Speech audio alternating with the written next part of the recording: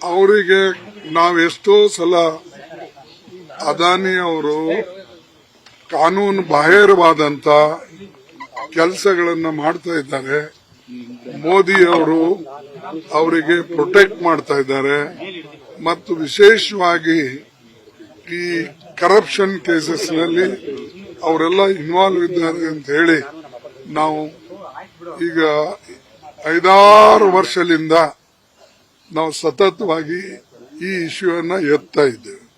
ಆದರೂ ಕೂಡ ಮೋದಿ ಅವರು ಒಂದು ಚಕಾರ ಶಬ್ದನೂ ಕೂಡ ಅವ್ರ ಬಗ್ಗೆ ಹೇಳೋದಿಲ್ಲ.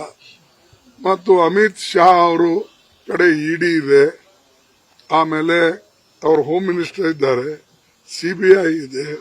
ಇವೆಲ್ಲ ಇಟ್ಕೊಂಡು ಎನ್ಕ್ವೈರಿ ಯಾಕೆ ಮಾಡೋದಿಲ್ಲ? ಲಾಸ್ಟ್ ಟೈಮ್ನು ನಾವು ಇದು ಎತ್ತದಾಗ ಅವ್ರು ಹೇಳಿದ್ರು ಅದು ಫಾರಿನ್ನಾಗ ಇದ್ದಿದ್ದು, ಅದು ಸುಳ್ಳು, ಅದು ಇದು ಅಂತ ಹೇಳಿ ಆ ಮಾತು ಒಂದು ಹಿಂಡನ್ಸ್ಬರ್ಗ್ ಇದ್ರ ಮೇಲೆ ಅವರು ನಕಾರಾತ್ಮಕವಾದಂತ ಮಾತುಗಳನ್ನ ಹೇಳಿದ್ರು. ಈಗೂ ಕೂಡ ನಾವು ಹೇಳೋದಲ್ಲ, ನಾವು ಹೇಳೋದು ಇಲ್ಲಿ ಹೇಳ್ತೇವೆ, ಆದರೆ ಅಲ್ಲಿ ವಿದೇಶನಲ್ಲೂ ಕೂಡ ಯಾವಾಗ ಅವ್ರದ್ದು ಇಂಥದ್ದು ಕರಪ್ಷನ್ ಬಗ್ಗೆ ಹೊರಗೆ ಬರ್ತಾ ಇದೆ, ಅವರು ಸ್ಪಷ್ಟವಾಗಿ ಹೇಳ್ತಾರೆ. ಇಲ್ಲಾಂದ್ರೆ ನೀವು ಡಿಫೆಮೇಷನ್ ಕೇಸ್ ಹಾಕಿ ಅವರಿಗೆ. ಒಂದು.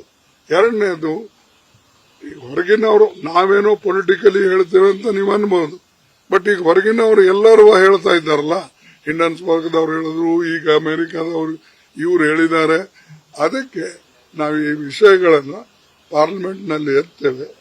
ಅಂಡ್ ಪಾರ್ಲಿಮೆಂಟ್ ನಲ್ಲಿ ನಾವು ಡಿಮ್ಯಾಂಡ್ ಮಾಡ್ತೇವೆ ಇದ್ರ ಬಗ್ಗೆ ಎನ್ಕ್ವೈರಿ ಆಗಬೇಕು ಮತ್ತು ಅವರು ಇಂಡಿಯಾದಲ್ಲೇ ಇರೋದ್ರಿಂದ ಅವ್ರ ಮೇಲೆ ಆಕ್ಷನ್ ತಗೊಳ್ತಕ್ಕಂಥದ್ದು, ಅವ್ರಿಗೆ ಅರೆಸ್ಟ್ ಮಾಡತಕ್ಕಂಥದ್ದು ಎಲ್ಲಾನು ಕೂಡ ಸರ್ಕಾರಕ್ಕೆ ಗೊತ್ತಿದೆ. ಅದಕ್ಕಾಗಿ ಅವ್ರು ಮಾಡಬೇಕು, ಅದನ್ನ ಆಕ್ಷನ್ ಕ್ವಿಕ್ಲಿ ತಗೊಳ್ಬೇಕು ಅವ್ರ ಮೇಲೆ ಕರಪ್ಷನ್ ಕೇಸಸ್ ನಲ್ಲಿ.